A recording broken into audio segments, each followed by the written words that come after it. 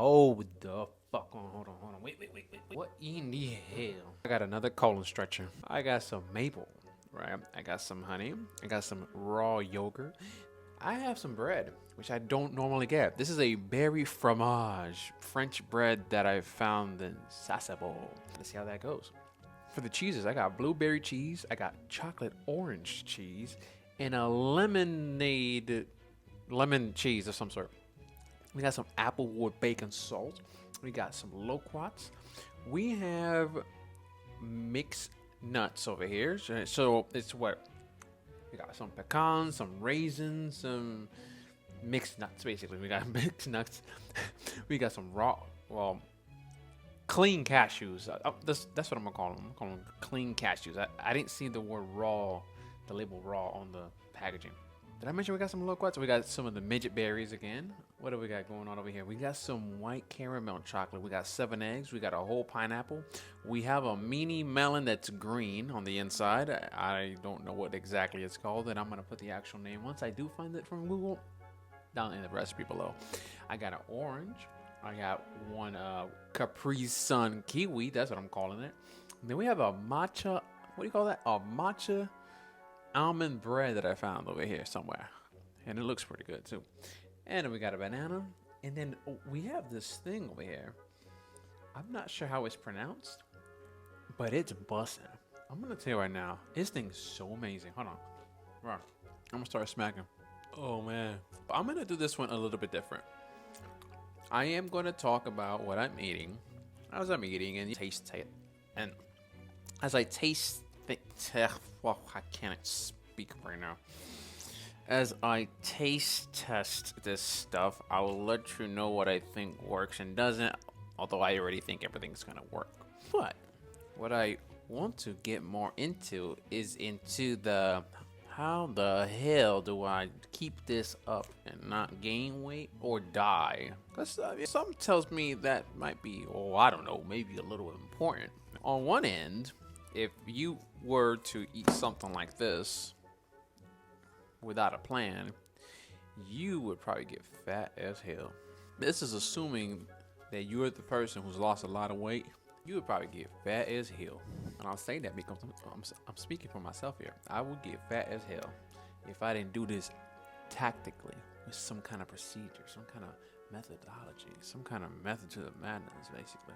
Oh my God, that berry fromage bread. The first disclaimer I'm gonna get out the way is I have done a little bit of research onto fasting.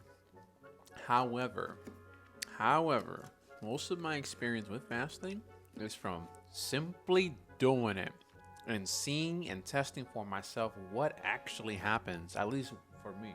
Soon enough, I will be actually looking into what the research really shows when it comes to fasting. But just once again, disclaimer, some of the things I'm going to talk about here are what I'm seeing for myself, which some of what I'm seeing for myself seems to run up at odds with the current paradigms of being alive, basically. I don't know how else to say that, nutritionally speaking. If some way you've gotten to this part of the video and you're getting ready to start fact checking the fuck out of me, please go ahead. I don't give a fuck. And the reason being is because I'm already doing this and I'm actually living and I'm kicking and I'm getting my benefits and all. This is ultimately for the kind of person that it's like, wait a minute, I want to try that too. Please, by all means. If you don't, that's cool too. But if you're going to come here like fact checking or whatever, that's fine. I don't mind it. I really don't. Just be cool about it. That's all. Just be cool about it. That's all. If you're not cool about it, that's the thing. It seems like most people aren't cool about that fact-checking part. They want to come in like, oh, man, what's he doing? What's he doing? I'm telling you, I'm not going to give a fuck. You come over here nicely, the same way you want to be treated, then I'll care. No, I mean it. Anyways, so here we go. I'm going to start out with the Capri Sun kiwi. Before I get started, I'm just going to tell you why. Why do I even do this? The short answer is discipline, or more like lack of it. I started changing myself upon the realization that I was lacking some discipline. And when I had this moment of realization, it was during the moment where I would come home from work And my idea of a good day is coming home from work, just laying down on the bed, getting on my phone, and start scrolling endlessly for hours on end. I'd be there laying down in bed, weighing 320 pounds, just looking at other people live their lives, and deep down being both envious and jealous of the fact that I would want to do the same thing and I wasn't doing the same thing. I'd just be laying there, just aspiring, looking forward to, imagining those things that I would so want to have, sharing stories about how a Porsche 911 is so nice and beautiful, that kind of deal. Is that inherently wrong? I don't know, but why not go get after that thing that one keeps thinking about over and over and over and over and over and over and over and over and over? Why not? Why sit off in the sidelines? Those questions would ruminate in my head as I'd be laying there, going up to the fridge after I just got done spending 2 to 3 hours laying in bed, 320 pounds, over here pre-diabetic. Literally, I'd go to the bathroom and my number one would smell like nothing but sweet juice coming out of me, which is not a good sign. Saying 1 second that I didn't care about being fit, and under the same breath, being over here jealous that somebody else is actually fit, amongst a bunch of other things. For me, the tipping point was me having a dog. At one point, I had a dog. I don't have a dog anymore. I had this wiener mix when I was still in a relationship, basically. I'm currently single. So when I was at one point when I was in a relationship, I learned that wiener dogs have a thing for barking. And at the time, I was living in an apartment complex. And I'm thinking to myself, yo, first of all, we're doing the whole thing where we like sneak the dog and we don't actually report that we have a dog because we're trying to save a few bucks on rent. So I'm like, we're trying to do that at the time. But it kind of means this dog needs to shut the fuck up. And the thing is, upon a Google search, wiener dogs don't shut the fuck up. I basically made it a mission to train this dog to not bark, among some other things. Turns out, I pulled it off. I was able to train the dog to not bark on command, which is pretty cool. But the point isn't so much about the dog and the training. The point is more, I started to feel a massive sense of hypocrite. In that, here I am, 320 pounds, and I'm over here training a dog, expecting this dog to pick up on something, which it ended up picking up on. How is it that I can train this being that is, quote, so much less intelligent than us as people, and yet I can't do that same thing to myself? I can't instill some discipline in myself. I can instill it on somebody else or something else, another sentient being, but I can't instill some discipline in myself. That thought started to nag at me so much that, to me, the dog, among some other things, was like one of the major tipping points into me saying, man, I gotta do something. Here I am now, 160 less pounds and eating almost whatever I want. I suppose in some other video I can talk about how to start from beginning. But right now, I'm just gonna tell you basically how I'm going about business right now. Or who knows, maybe I'll actually talk about the beginning. You know what? Let's do it all. Beginning, here we go.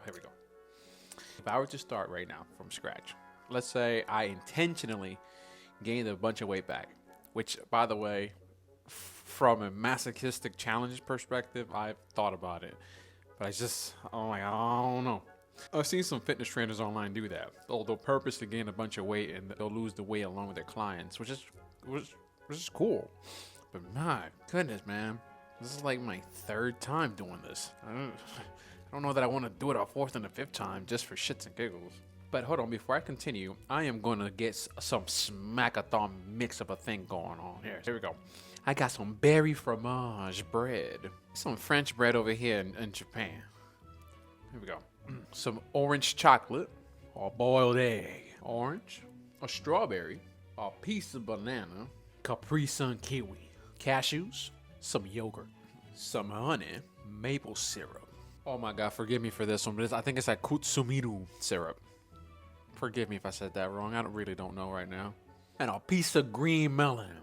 Oh Lord, are you seeing this right now? Hold on. Are you seeing this? Hold on. Wait. I don't think that's enough.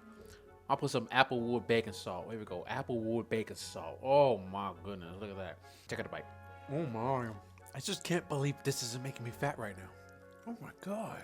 I'm going to tell you straight up. This tastes like something that should make me fat right now in 2 seconds. balloon status. I'm telling you right now. First thing I would do, if I had to start all over again, I would not start off like this at all. I would go boot camp status. And what I mean by boot camp status, I mean I would go with, say, making a vegetable. And by vegetables, I mean like air frying or boiling or pan frying something like Brussels sprouts, red cabbage, cauliflower, maybe broccoli. Get you like 1 to 200 grams of each. Season them however you like. Put some butter, put some oil, and then get you some plain yogurt, or get some yogurt, add some chia seed, flaxseed, and some berries. And then get you maybe like a fist size worth of meat, protein. And I say that because that's actually how I started. I didn't start out like this. And so if I'm eating like this and I'm recommending some other way to start, what's up with that? Well, the reason I recommend a much more boring, it's not boring by the way, you can make that stuff delicious as hell. However, the reason I recommend starting off with like more low glycemic vegetables with just some meat and a little bit of yogurt with not like a crazy amount of fruit, maybe this much fruit at most, right? One reason I recommend starting off more like that is if you're already big, there's a good chance that to an extent you are addicted to food. I say that because I became self-aware of me being addicted to food maybe a few months into me switching how I eat and live. It's not something that felt like an addiction. In other words, it might be tricky to still keep some of these more sugary things like honey and maple syrup in your diet if you're trying to lose a lot of weight from the get-go. Like that first initial phase, my recommendation would be what I did myself. I did it myself. Is for a brief period, I would eliminate the more sweeter stuff on purpose, just for a little bit. It doesn't have to be forever. Just to kind of break away from some habits. And honestly, for the most part, once you kind of break away from some of this stuff like honey, you're not really gonna miss it. And then when you do start introducing it, this is the best part. I found that in reintroducing some of the sweeter stuff, I still enjoy it, but I'm more sensitive to it now. So I end up eating less than I did before when it comes to like the sweeter stuff. That's one other reason why I would recommend initially just get away from like all the sweet stuff. Even if it's natural, raw, and whatever, like honey. Just kind of get away from it for a little bit so that your body can re-baseline, basically. Step number 2, if I were doing this all over again, fast. How much? Listen to your body. I'm gonna tell you right now, listen to your body. When I first started fasting, I did it as a side effect of me feeling so full that I didn't really want to eat again. I repeat, I started fasting as a side effect of me feeling so satisfied and so good that I didn't really want to eat another meal. So I just started listening to my body and just extending the period of time I went without eating. But if you feel like you would benefit from something more concrete, check this out. How about this? Pick one of these 2. Morning. You know what? One of these 3. How about this? No, wait, hold on. Let me think about it. Make yourself a hearty-ass breakfast. How about that? Make yourself a hearty breakfast. What the hell does that mean? For me, for the most part, I would normally have like, say, 3, 4, 5, 6, maybe 7 eggs, scrambled or boiled, depending on how I felt, the mood and whatnot. I will season them, right? And I would have me maybe some kind of a meat, maybe bacon or some chicken. If I remember right, I normally used to throw some avocado in there too. And normally I would have made myself a yogurt bowl with this chia seed flaxseed combination. As far as to like the portion size, like how much? Large enough for you to feel satisfied, basically. I know that's kind of vague, but the thing is that we're all a little bit different. If I start giving you like the exact portion size, which I technically am doing in these videos, but that's besides the point. But like if I were to like work with you one-on-one in person and I told you, hey, eat exactly this amount, it's unrealistic. I'm gonna tell you right now, it's unrealistic. You think I'm gonna tell a 90-pound woman to eat the same amount that I'm eating right now? Maybe she might put out. I don't know. And then so after the breakfast, right?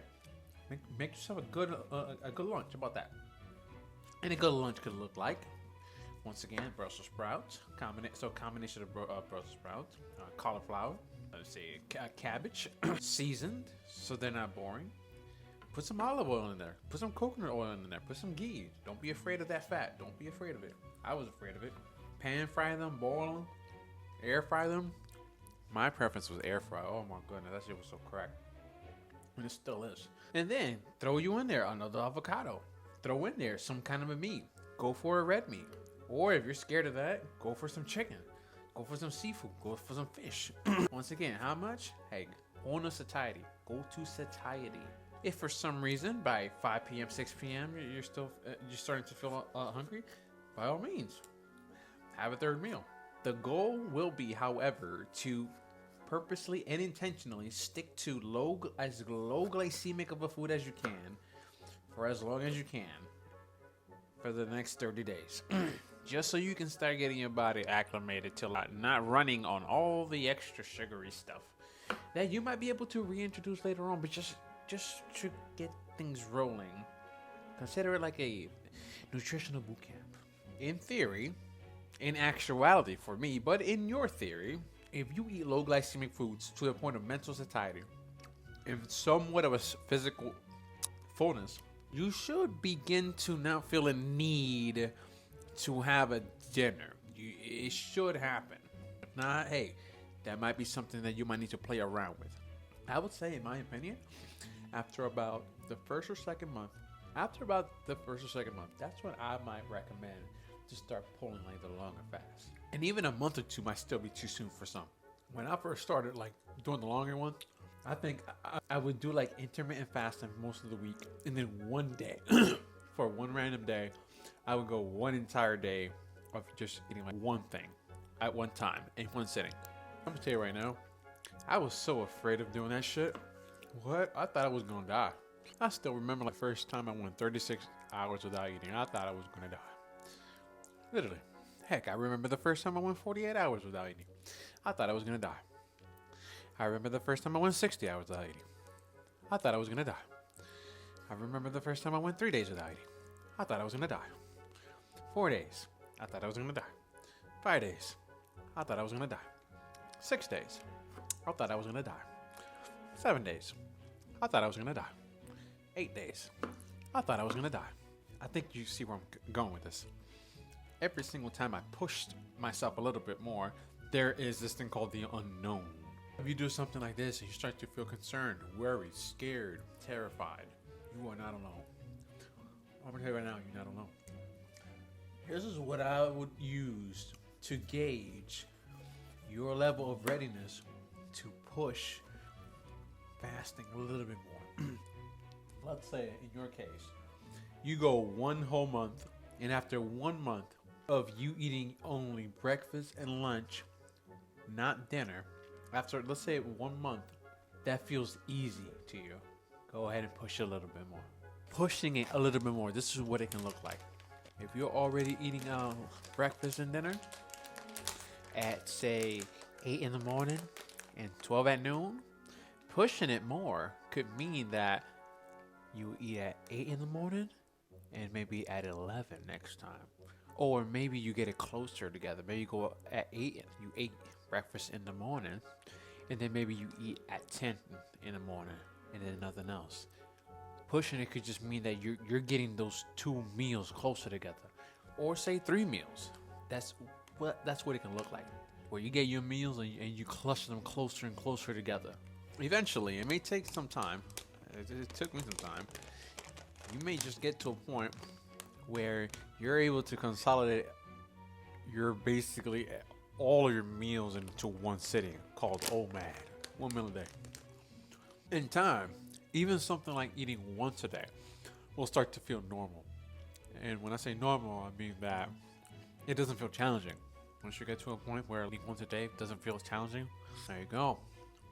I think you see the pattern here. But that's part 1.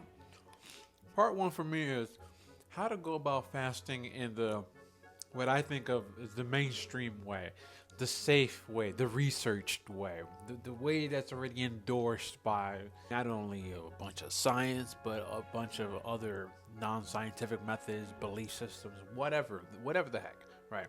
That's phase 1, in my opinion. Phase 2, right? The treating prolonged fastings like that, not really prolonged fasting, the ones that are showcasing on this, which are still surprising me that this is even a thing. I can't even believe I'm like alive right now. Let's say you've gotten to a point where you do eat once a day, or hey, you do regularly every week, you do like a 48-hour fast once a week, or like a 3-day fast once a week. And let's say you're wondering, hey man, I already do like a 48 once a week, or 3 days once a week. But how are you eating once consecutively every 2 to 3, 4, 5 days? Well, I'll tell you what. I'll tell you exactly what led to my breakthrough. And I didn't see this shit coming. This was like I was experimenting on myself, and I saw it just happened. Eat one meal per every 2 days. I'm so serious. That literally, after I did that last August, so August of 2023, I think it was, either August or July or September, one of those months, I set out from let me double down on my discipline perspective. I said, you know what? I'm already doing pretty good, but I know I can do a little bit better. I know I can really nail down some of the foods that I'm eating. I was already eating pretty good for fasting standards, but I had like a few, let's call them vices, meaning foods that I would eat and not really feel like I'm really in control of it, like ice cream. I just set out this challenge. You know what? I'm gonna curb even some of that. If I feel like I can't really control a food, it's controlling me. I don't need that. For 30 days straight, I would eat one time, not eat the next day anything, and then the following day, I would just eat one time. Think of it like one meal a day, except it's one meal every 2 days. I ate one meal every 2 days for 30 days straight. And this is what I didn't see coming. I thought that by the end of that personal challenge, I was going to go back to feeling the same amount of hunger levels that I was normally feeling prior. Something happened in that now I've felt less hungry than I did in the past. Some adaptation happened within my body where like now there was like a new baseline. And in this new baseline, I was able to, and still can, support longer periods of not eating and not feel like I'm hungry and still be able to perform. But that's 50% of the unlock right there. The other 50% was when about a month or two later, I decided to try a 10-day fast. So 10 days of just water. And then that one's the one that kind of led to unlocking this whole new level of stamina that I didn't see coming once again. And here I am now eating every 2 to 3, maybe sometimes 4 days with just one singular thing, and that's it. And that's where I'm at right now. That's about it. I've discussed phase one. So phase one, right, is don't start out like this, right? Go with the most simple vegetables, right? And just get that sugar shit out of your system. The addictive-like quality of it, get it out of your system. Just to make these things easier. And then slowly, just kind of start slowly shrinking down the windows depending on your level of easiness, how easy it feels. So see if you can aim to get to like one meal a day. And then see if once you get to one meal a day, see if you can make one meal a day feel like it's normal. That's phase one. Phase two is see if you can if your body is a type of body that can push farther than that. As in try to go for 30 days of one meal every 2 days. If you can do that, wait about enough time that you feel the need to recover. Could be 1, 2, 3 months or whatever. And then go for like a long fast. And after that, you just may or not, I don't know, because everybody's body reacts differently. You may get to a point where you can then start doing some of this and be fine. And I'm gonna tell you right now, this way that I'm eating right now, it really truly feels like I'm having the cake and eating it too. Literally. Now that I've laid down that blueprint, that was the easy part. That's the easy part. Laying down the blueprint, that's the easy part. The hard part is that every single time that you end up trying to push it more and more and more, every single time it's going to feel the hardest you ever done. It's no different than working out in the sense that if you consistently work out, you're going to consistently get stronger slowly over time and or more ripped or more jacked. But every single individual workout, you're going to feel it. So there's going to be that. But at least once you conquer a certain weight range, right, a certain amount of push-ups, eventually you can get to a point where a certain amount of push-ups, so it's easy. In this analogy, that gap of easy now becomes like your new baseline as far as how much time you can go without eating. I don't know if that made any sense, but I'm gonna go with that. And last but not least, as far as my explanation and my understanding of how I am staying alive doing this, this is my current understanding. Now that I pretty much finished this meal, which I'm actually almost not finished because I'm gonna add some more something here. I'm not counting any calories, by the way. I'm gonna add some more stuff here. This is what I think is going on. I just ate a lot. I don't know how many calories this is, but I'm pretty sure it's more than 3,000 or 4,000. Not so much in the fruits, but in the fact that I got these extra sauces and more sugary shit and nuts. Now that I've ate this meal, I have gone about 2 days without eating, which means my body has been running on its own, a combination of my own fat stores and a combination of my glycogen stores.